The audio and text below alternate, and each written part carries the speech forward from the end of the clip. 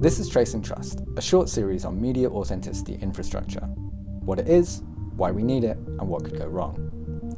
In this video, I'll talk about eyewitness content, open source intelligence, and how authentication could shift the burden of proof.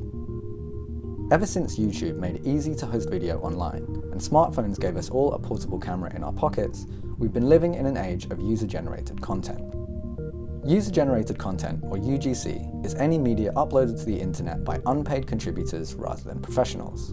Besides causing an explosion of memes, dances, comedy routines, and of course animal clips, it's also strengthened the impact of eyewitness video, where engaged community members use their phones to record injustice and push for change. Videos filmed by everyday people have been responsible for exposing police violence, military action, illegal logging, sexual harassment, and many other human rights abuses around the world. There's also a growing field called OSINT, or open source intelligence, where investigators use online video to expose war crimes, criminal activity, or terrorist threats. Pioneered by human rights groups and journalists, OSINT techniques have shed light on the recent downing of a Ukrainian passenger jet in Iran, or chemical weapons attacks in Syria, to name a few examples. And these high-profile stories are inspiring a new generation of journalists to learn visual investigation skills. Until now, the increase in digital video has meant greater accountability for those in power. But we're at a crucial moment where deepfakes and other forms of media manipulation threaten to tip the balance the other way. That's because deepfakes create something that Boston University law professor Danielle Citron calls the liar's dividend.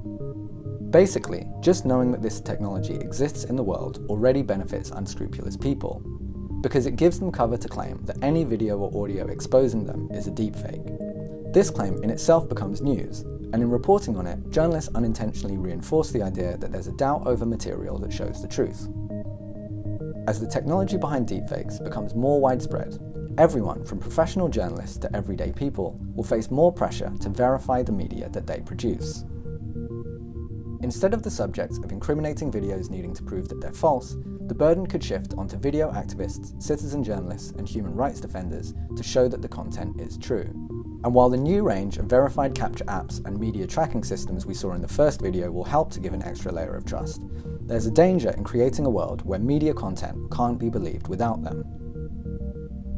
Just like the liar's dividend, putting an extra burden onto those who expose abuse will benefit powerful, corrupt people more than it will help anyone challenging them. In wanting to protect the truth, we could inadvertently make it harder to stand up for human rights. It's important to note that there are many different ways we can choose to verify media, and each comes with different pros and cons. In the third video, I'll be talking about some of these trade-offs and the impacts they could have.